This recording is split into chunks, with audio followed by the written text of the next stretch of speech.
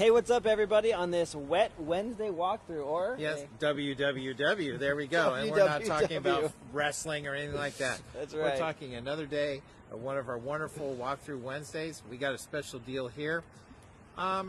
This one's not so much about looking at the house and what's going on as far as modifications, things need to be fixed. This is actually about kind of structuring a deal. Would you agree, Ryan? I would agree, yeah. Yeah. Now, before we do anything, Ryan's going to pan through the neighborhood, and we're going to have an idea of what we're dealing with this here. This is a nicer neighborhood in this particular community. I mean, you got this big old fat house there. Yeah, homes are built in late 50s, early 60s. Just beautiful neighborhood. Just a phenomenal neighborhood. A lot of single-story ranch-style homes. Yeah, here's the actual property itself. This is in a pocket of town that is very desirable. Homes don't come on the market at all very often. You know, I think this was the first house in the last, I think, 8 or 9 years. Well, actually not. The one across, believe this house I could be wrong. Sold. I think that one sold that over one? there. Okay. I think it was either that one or that one. I'm not sure which one. I think it was that one over there. Yeah. So, because I know those people, I think it was their daughter or in-laws had some interest in this house. So, well, they missed out, didn't they? Yeah, anyway, let me give you a little bit of background on this one, okay? This particular home was sold to me by a wholesaler. By me. By Ryan, okay? So, great price on it. No complaints there. The neighborhood, the circumstances, the people, and so forth. Well, I've been holding on to this house for about a year now. You think, Ryan, close to a year? Yeah, we're about a year on this house right now. Just about. Yeah, I think May. Yeah, and I've been lots of other projects coming on. One of the things that happened, if you look up there again, you see essentially a brand new roof. Brand new roof. Just about I think they finished roofing it about 2 days before I bought it. Yeah, is that about right? That's about right. Yeah, because the day I knocked on it, or the day I found the guy, they were like, stripping the roof off when I found it. They're stripping the roof off, which is pretty crazy. And then the people looked like they were trying to do a rehab on the house. And they'll see that inside. Yeah. Yeah, they'll see that. But then they changed their minds, and then they wanted to go to another state to be with their grandchildren, right? Yeah. It goes down to motivation. You know, when you're looking at these houses, like, why is the person looking to sell? And honestly, he was just like, man, I miss my grandkids. I want to move closer to my grandkids. Take this house off my hands. That's what happened. Let's go in the backyard real fast. Let's get wet. Yeah, we're going to get wet, and then we're going to go get dry. So let's take a quick look in the back. You know, possible RV parking here, depending on the size of your RV. It's going to have to situate it right. Yeah, Maybe pour some concrete, build a fence around it. But anyway, this home... I'll let you guys know. I put this home on the MLS here 3-4 days ago. Beautiful backyard. Look at it here. So there's the vegetation of the lawn. Let's get under the thing over here. We can go underneath the patio. Yeah, it's just like, I'm kind of bald here. So yeah, it's like dripping down my eyebrows, you know. Yeah. So the situation is here. I put this property on the MLS. I put it on Sunday. Just about 9 o'clock in the morning, it was listed. It was listed for $339,000, and a lot of interest. We had a lot of people showing this house and so forth. And I think by about 8 or 9 o'clock that night, I had an offer for the home, and it actually is above asking. But how the deal is structured, that's kind of what it's about. It's a little different. So I'll tell you what, we're going to go inside. All right. We're going to take a look at it. We're going to go back around through the front door, and we'll show you kind of what's wrong with the house. And then we'll talk about how this has worked. So this will work for this particular buyer. All right, let's take a look at this. So what do you think about it so far, Ryan? It looks exactly the same way that I gave it to you. Yeah, same condition. Meaning I haven't done anything to it. That's right. It looks. Other than write some checks. I did write some checks throughout the year. Property taxes, insurance. Yeah, it looks like it's well preserved. You know, and that's the thing that is really, you know, a testament to this neighborhood. A house like this, being unscathed, you don't have an alarm system and stuff like that. It's just, this is a neighborhood that just does not get a lot of criminal activity. No, it's a good, strong neighborhood. It's a solid neighborhood. And people in the neighborhood, they watch out for their neighbors. Yeah, and I mean, they know what's going on. And the house clearly looks like it's not lived in, and so, but it does not attract the riffraff because this part of the town just doesn't have that kind of clientele passing through. Now, once again, keep in mind, I haven't done anything to the home. Okay, so this is the way you see it when we look at this house here.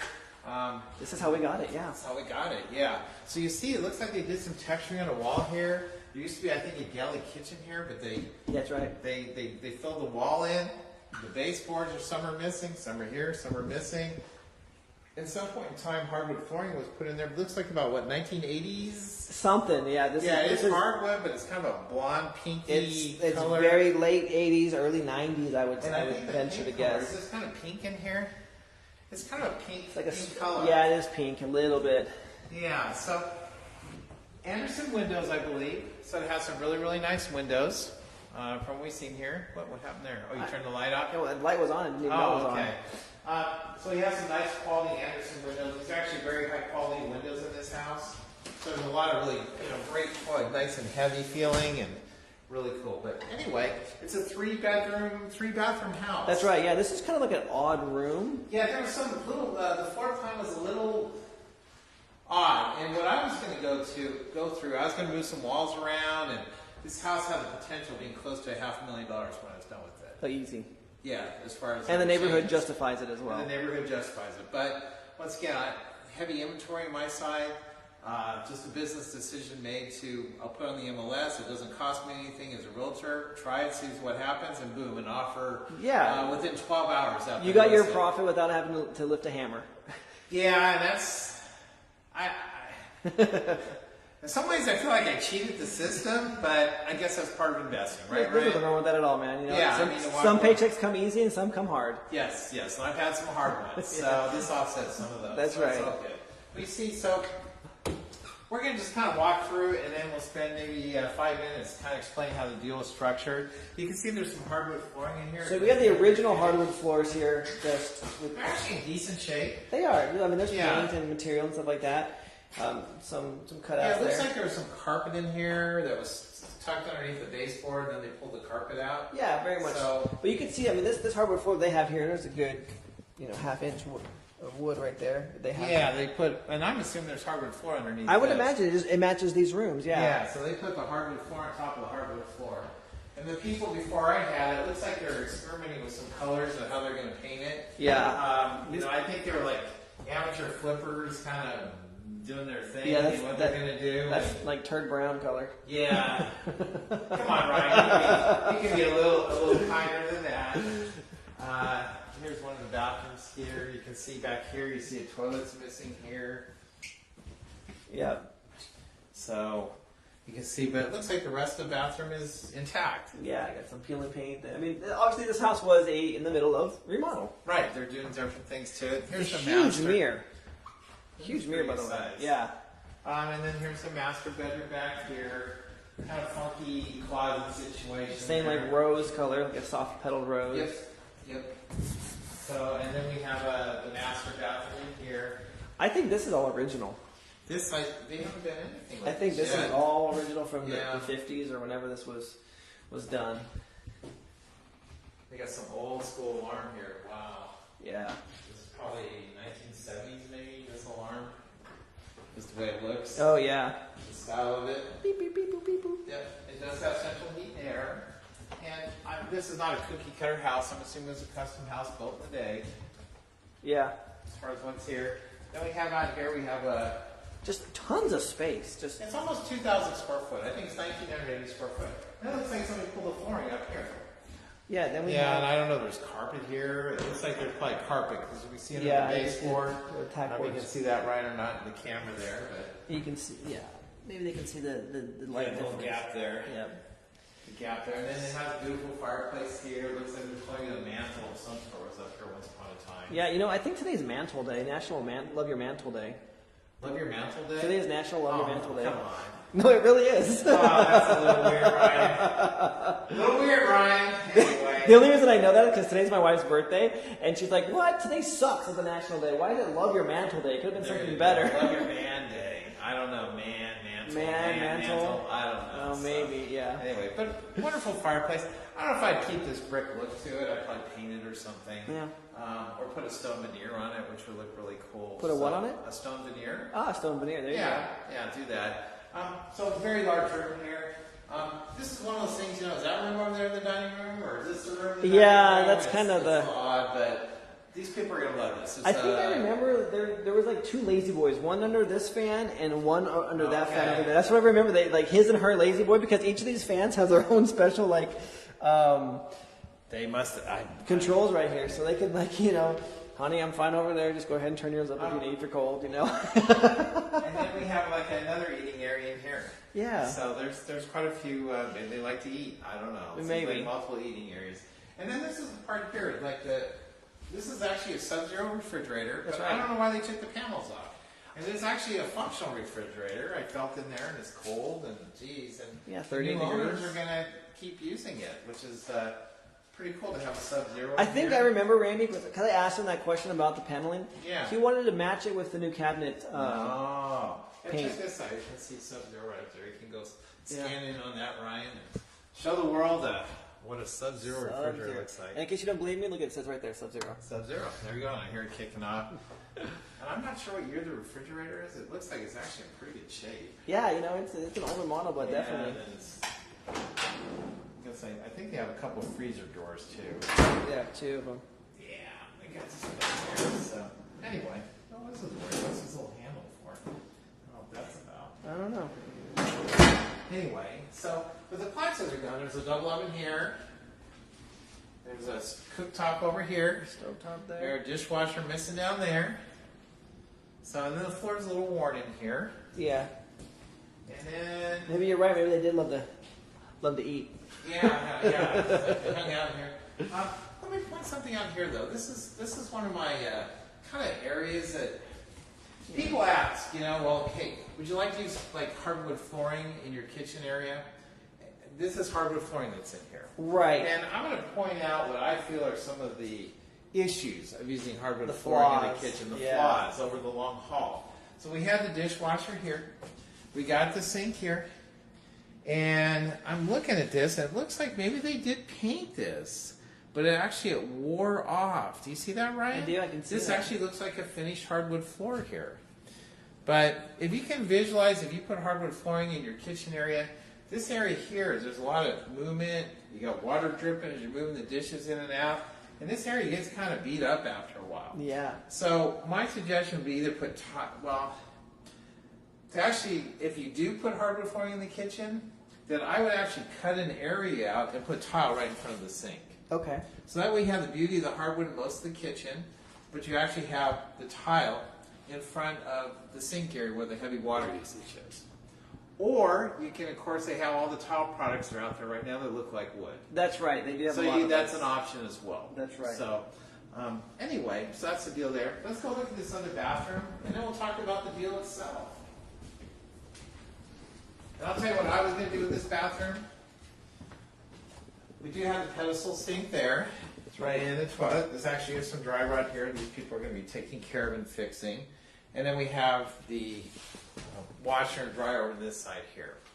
And I actually was going to set this thing up and try to put a dog bath in here when I sold it. I remember that. That was one of the Yeah, I was going, well, can I put a dog bath in here?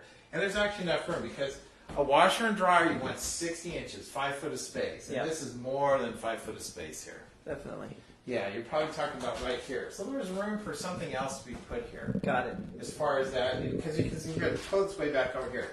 So there was some area to put something here to get your dog hoist up there with a sprayer and so forth, and that was a cool little feature I wanted to put in there. So I'm going to miss doing that, but I'll save that idea for another house.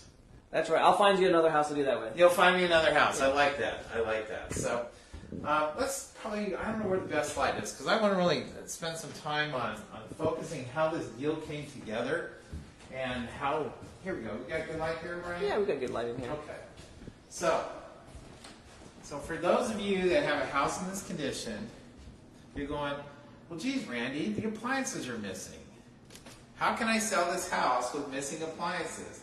They're missing. How am I going to get top dollar for this house with missing appliances?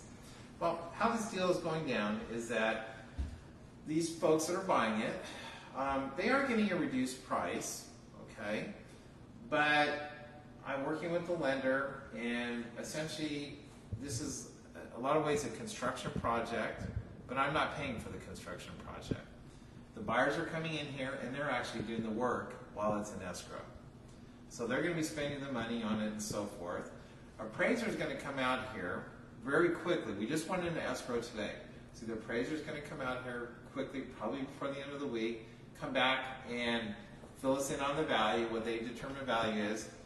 as part of the contract that was set up with the agent, I asked them to provide a punch list of everything that's going to be completed.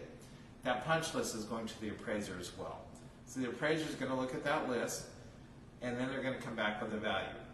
And if everything looks good based on the appraisal and we can move forward with the transaction, then what's going to happen is the appraiser is going to make a second trip out here, verify that everything's been completed. So in a lot of ways it reflects my pre-selling that I do as a seller. Yeah. Fixing out, except the buyer's doing the work this time instead of the seller, that being me. The only things I'm going to be doing, I'm going to be strapping the hot water heater, I'll be putting a carbon monoxide detector in here, and then putting the smoke detectors in each of the bedrooms. So part of that process of, I had to have what's called a release of liability. So I'm not, if somebody gets hurt here or something like that, I'm not going to be liable for a work or something like that happening. And then the other thing that can happen, and this is the risk that the buyer runs, in the event that the buyer is not able to close on this transaction, do you know what happens, folks? I essentially end up with an approved property, not on my dime, on someone else's dime. That's right. Because the lender wasn't able to complete. So as you can guess, the buyers have to have a high confidence level in their lender that they're able to close the transaction. So they need to use a high quality lender, somebody that they're confident to be able to close. Otherwise, they're going to be out some dough. And that works. I mean, if it happens, it's a benefit to you. Yeah, and they know it going in. It's something I'm doing that's weird or strange or anything. They know this going into it. Because what they're doing, why they're doing this is a workaround for a construction loan. They could have actually obtained a construction loan with 5% down on this property, which is really great. And a construction loan itself allows up to 75% of the purchase price for the construction loan, but it has to appraise. So in other words, if the home's $100,000, they allow another $75,000 on top of that. So the home would need to appraise at $175,000 in that example. Got it. Okay? Now this home here, they're over $300,000, 75%, the home's not going to appraise that high of a value. Okay? But the problem is, a construction loan, the whole process would have taken 45 to 60 days for that escrow period. And Right. they still wouldn't have had the work done. The work would have been done after they close the transaction. So what happens is they have a baby coming, I believe, in July. So this is their way to getting in the house, getting moved in here. They've been frustrated. I think they've looked at 4 other homes, 4 offers on those other homes. They've been getting kicked to the curb and getting beat out on those other homes. Gotcha. So this is their opportunity, their window to get in here, get into a neighborhood they love, get in this house before the baby is born, get the improvements that they want to have done in here, and that's how it goes down. So, in summary, I'm able to sell this house for a good price, and the buyer's actually doing the work On their dime. on their dime. Yeah, so they don't On need their the construction loan to do that. They don't need. They're doing it out of pocket. So talk to us, Randy, a little bit about this. This is not a textbook deal. This is a very creative, outside the box thinking type Absolutely. of deal. Do most real estate agents know exactly how to do this, or was there some coaching on your end on how to do that, or did the agent bring this opportunity to you? We had 3 paths of attack on this, and this is the path that they selected. The other paths were one we already mentioned about the construction. Yeah. Now, did you present those paths, or did their agent present those? Actually, it was the lender that came into play. The lender did. Okay. Yeah, the cool. lender talked about it and said, the lender actually, this is a conventional loan. The lender indicated that they'd be able to close in as little as 10 days. Can you believe that? Wow. 10 days on a conventional loan. With TRID and everything? With everything, yeah. Wow. Yeah, amazing. What's going to happen here, though, is because of the work that needs to be done, we actually set up for a 21-day escrow or sooner. Gotcha. So this is a motivated buyer, anxious to get in the house. My guess is they're going to be working their butts off over here, getting this all pulled together, getting it done, because I gave them instructions on what I feel they need to get done in order to achieve the appraised value. Because if they don't achieve the appraised value, you know what Mr. Seller could say? Say, I'm sorry, you guys didn't hit your mark on appraised value. Now, the other thing that could happen is, because it sounds like they have some cash in the wings, Yeah. they might pick up the spread. Got That's it. always a possibility, too. Meaning, it appraises at $8,000 less than what their purchase price is. I said, well, no, you guys promised I was going to get this amount of money. You're going to come up with $8,000. And does that happen very often? We've seen it happen every now and then. There are a couple ways of handling it. Sometimes there's in other words, the seller and the buyer. What do you? Sorry. Oh no, here it comes. Mr. Ryan with something's bothering him here. He's getting choked up.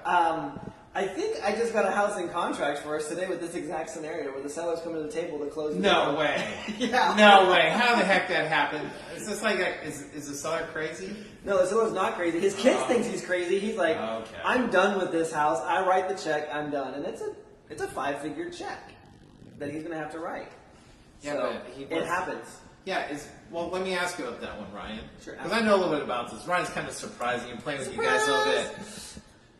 This is one we're working on a little bit. So he is going to, in other words, he received some crummy offers for it. A lot of crummy offers. Like Right. Way And below. he is busy because he doesn't want to impact his credit. He's one of these stand-up kind of guys. Yep. So he's busy making payments right now. And Yes. he'll continue making payments. So he has negative And cash flow every month. This house is in horrible shape, and he has no way out other than to continue to pay it until it's paid off. So now it's an exit strategy for him to It get is, out. There's yeah. an He's end money game in ahead. place. Yeah. He will be money ahead. And Yeah. the peace of mind. I mean, this guy's an older gentleman. I can only imagine the weight that's lifted off his shoulders because he's been negative cash flow on this property while it was a rental. I think he was negative $600 a month for 10 years. He is probably going to be happy. Oh yeah, so for him to write this check, he's like, I'm done. Yeah, it's done. So anyway, not to steal your thunder, Randy, but go back. It's okay. Well, we're going to be working on that deal too, so that's okay. Yeah, of course, sure. yeah. But It does happen. Yeah, and as the absolutely. market is shifting, for those of you that are out there, as the market's shifting, be sure to make sure that you are using you want to utilize all the strategies you have available, and this is one of them. Have the seller actually come out of pocket and pay you money to take the house. Well, but in this case, the buyer was coming out of pocket. The buyer is here, buyer, yeah. The buyer's the one that's finishing this up, and we'll see what happens. Well, that happens on my seller finance deals all the time. Well, I'm hoping they do a professional method. That's your risk. That's my risk, and That the is your risk risk, is, yeah. but the thing is, if they don't do a good job, it doesn't appraise. That's right, so Then they they- have to come out of pocket. So they Catch-22. have motivation. They do. They have motivation because I could be a jerk about and say, I'm sorry, the appraisal came in $2,000 low. I'm not going to reduce the price on it. Yeah. Because you did know. crappy work. Well, because you did crappy work, or you did incomplete work, or Yeah, whatever it might be. or your agent didn't go out there and look at comparable sales to make sure that it's going to match what they think you can sell for. We have a high confidence level; it will appraise at the contract price. Yeah, I think you will too. Very creative job. Good job, Randy. This is a good one. It's great. So anyway, now here comes the last part here. If you guys have questions about, want me to show you houses, yes, I'm a licensed California realtor. Also, if you have questions about flipping and so forth, feel free to give me a call, 530-812-5143. That's 530-812-5143. And now, this is the part here. I love when Ryan says this because it's the truth. And you're going to hear about this, and I'm going to take this and I'm going to flip this thing around, and he's going to bring his little smiling mug there and tell you about. There he goes, Mr. Smiling Mug. All right, guys. So if you want to get a hold of me, you can just go to Bootstrap. There we go. Real Let's estate get in investor. there. So There we go. bootstraprei.com. Friend me on Facebook. You can call my cell phone. I do pick up. I answer quite already. Do you really? Are you sure, Ryan? Yeah. Unless I'm doing a walkthrough Wednesday. Well, there you Then I go. won't be answering it, but it's 530-755-7552. One more time, 530-755-7552. You can throw in another third time just for fun.